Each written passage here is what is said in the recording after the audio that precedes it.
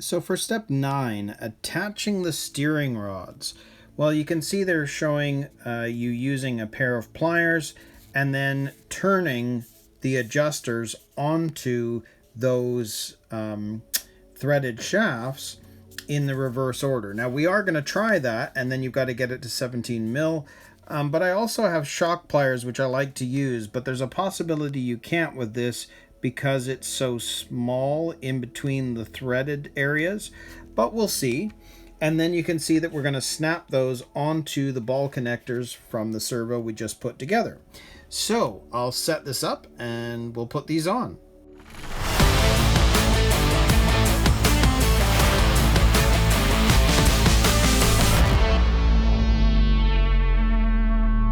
So first off, let's see how well this might work with the shock pliers, because I find these are incredibly useful because you've got a much nicer hold on the shaft itself, and you're not doing any damage to the shaft as opposed to trying to use pliers. So let's see how this might work. If I turn this to the right to get it started, feels pretty good. So let's grab another adjuster, and you can see that these ones are going to have to turn the opposite direction.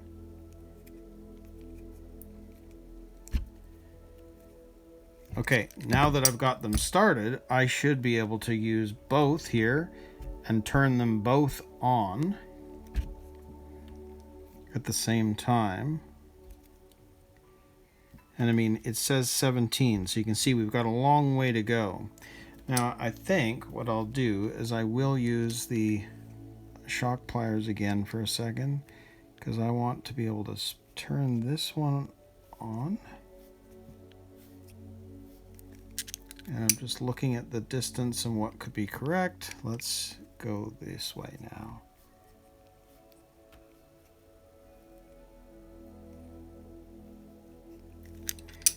And we'll see what we're at for distance. Yeah, we've got quite a ways that have to go with this, so we're just going to have to keep turning them and twisting them to get them to go on.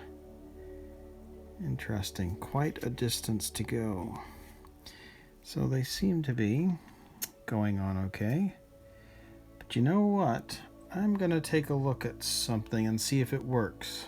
So this came with the MB-01 kit, or the BT-01 kit, I think. No, it must have been the MB-01. And I've never seen it before, but this is so nice because if you place that into here, you can turn it a lot easier. So if I grab the shock pliers again and use this, whoops, if I use this to turn it, I've got a lot more leverage and it's so easy. Now, unfortunately, you don't have this because unless you had one of these kits or you've got it from another kit, you won't have one. But because I've got it, I'm going to use it. But it just seems like this is so much better. Okay, so that really is close. So you can see I can back that off just a touch.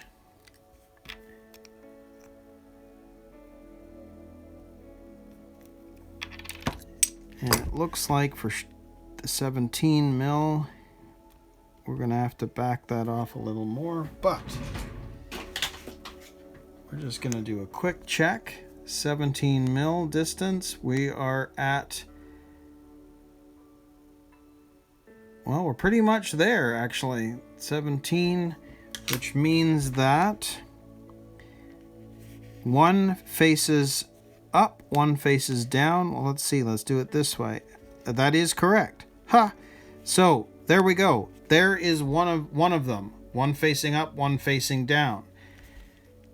Now, because the other one is exactly the same, I'm not going to bore you by doing it on camera. I'll just go ahead and do it, and then we'll have both of those, and then we can attach them to the servo. Okay, so there are the two steering rods both at the 17 millimeters and adjusted so that one is facing up, one is facing down.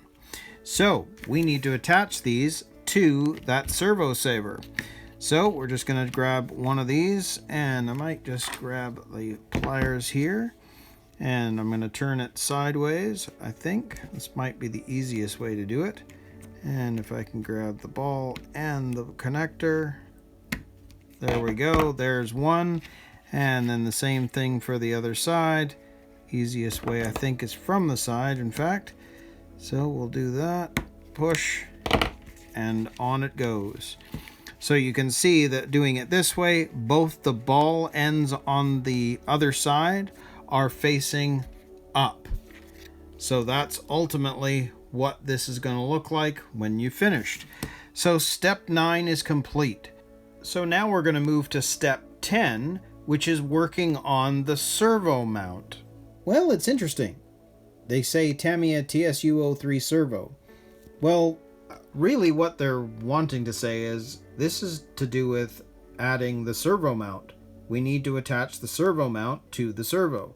But for some reason, they've just titled this TSU03 servo. Because I guess they want you to use the Tamiya servo. And then it's showing you that there is a different way of attaching it if you're using a different servo altogether. Now this SU300 servo that I'm going to use, it is a standard servo, which would be a direct replacement for a Tamiya servo, so everything should be the same. Now the only thing that's going to be different here is they're showing you the B1 part, which is the B1 part on the parts tree. But this is another piece that I have bought a hop-up item for, so we're actually going to be using the aluminum servo mount for this. So I'll set this up and we'll attach that, and I've just got to figure out what the screws, but this comes with its own set of screws. So I'll set it up and let's put it together. Okay, so you can see here with the standard B1 part, they're wanting you to use BA6, 4 screws, and they're the tapping screws and then washers. Well, because this is an aluminum servo mount, it comes with 4 smaller screws, which are the same size as a BA6, and then there's these 4 larger screws that would be the same as a BA5. Well, because this is a standard size servo, those screws are going to be put aside because we only need the size that matches the BA6, which are the smaller ones, the smaller threaded screws that come with it. And of course, there's still the 4 washers. So what we're going to do here is, you can see here's our aluminum servo mount, and you can see that there is a lip there. The lip needs to be facing down. So we know that this is going to sit on here just like that. And it's showing that these screws are going to be screwed directly in. So I'll grab a washer and we'll take that, screw that in, and I'll hold it this way. I think just it's going to be easier for the moment. And grab the screwdriver.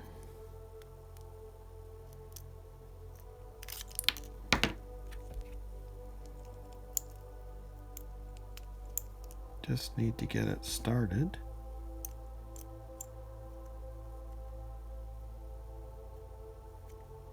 There we go. Just screw it in a little bit. I won't go all the way yet. But we don't, the threaded screws would be going into the plastic. Well, because this is the aluminum, the threads are already there. We just need to screw this in.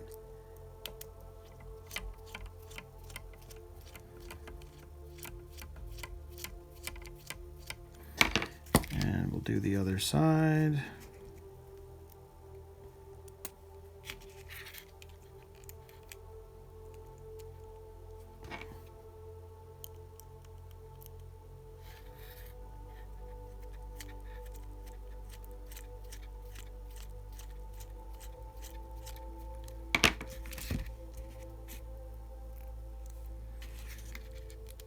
And the last one.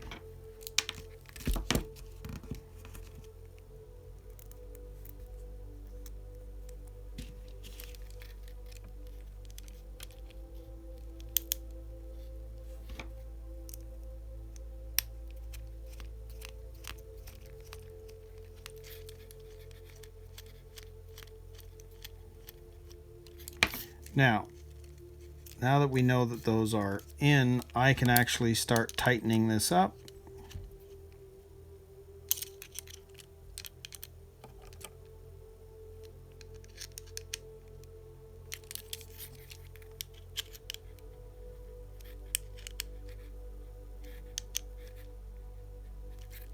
And voila, there is our aluminum servo mount installed. And you can see that they still want this. It says make sure it's fixed in the center. It pretty much is. So that's how it would go. And I think based on it being in the center, notice that I still have to do one adjustment, because you see how this was off to the left, that's off to the right. So let's undo this for a second. On this side, push the servo down, make sure that we're actually centered, which that looks about right. So now I'll tighten this back up again. And now that's correct. So you can see the distance on the bottom, it's now centered and level straight across. So there we go. So that is step 10. So we can now move on to step 11, and we're going to attach the servo to the gearbox, and we've got this other chassis piece to put on.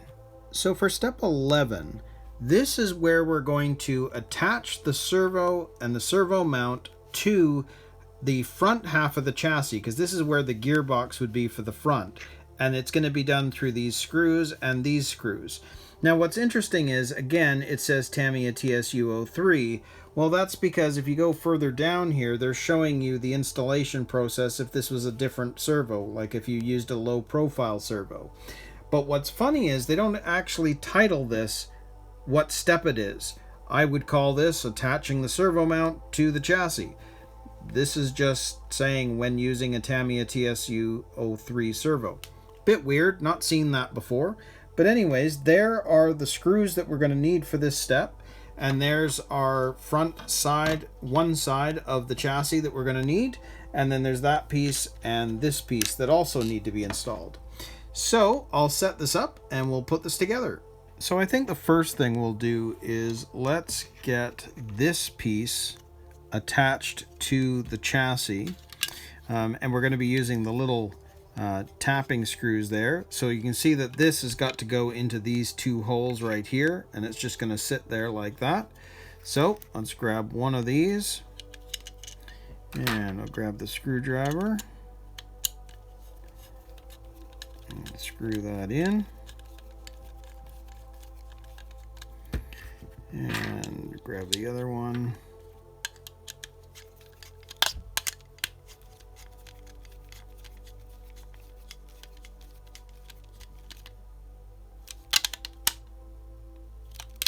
Now, remember, this part here has come off the soft plastics tree, the C parts tree, which is a softer plastic. So even though you can screw this in, you could probably screw this in a lot further if you over tightened, and then you'd end up stripping this out. So just be careful that you don't do that because it is the softer plastic.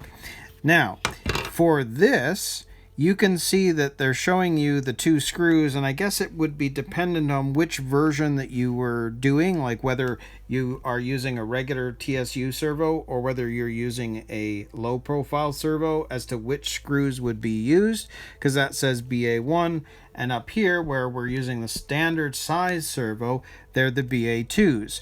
So if you look at this, these smaller ones are the BA2s. These longer ones were the BA1. And you see that's already got confused, but that's okay. So the BA1s are these bigger guys, and I'm going to show you what I'm going to do with those. We're going to get rid of them all together because I don't want to get this confused. Make sure that you're using the right size. So those are the ones. So what are we going to do? We're going to grab our servo. You can see that in terms of the positioning, it needs to be facing that direction. And we need to grab this piece right here. And I wonder if there's any... No, there's no real difference. They're both, it's pretty much the same either way. We're going to stick that piece onto there, just like that. And then we're going to grab the gearbox piece, and you can see that this is going to fit right there. So that's going to, and you can see the notch that's there, that's what's going to be used to slide the aluminum mount under it. So you can see that that's going to go in there like that, slide it all the way to the end, and you can see that that is how it will fit. Now, I'm just realizing that this should be curled back, I think, the way that's sitting, and I'll put that back in place. Because actually that's going to have to sit there like that. Yeah, it's interesting. They don't actually show you placing one of the steering rods through the hole, but you absolutely have to do that because that's how it's going to fit together. Because if you don't do that and you try and put this on, you'll never get that back. So that's got to slide. The one half has to slide through there, and then this, it's fallen off again, but that's okay. Let's put that back. We're going to slide that in there, make sure that slides under there, and we're set. So now that that's done, we're going to grab our screw here, and that's going to slide right into the aluminum motor mount. And same thing on the other side.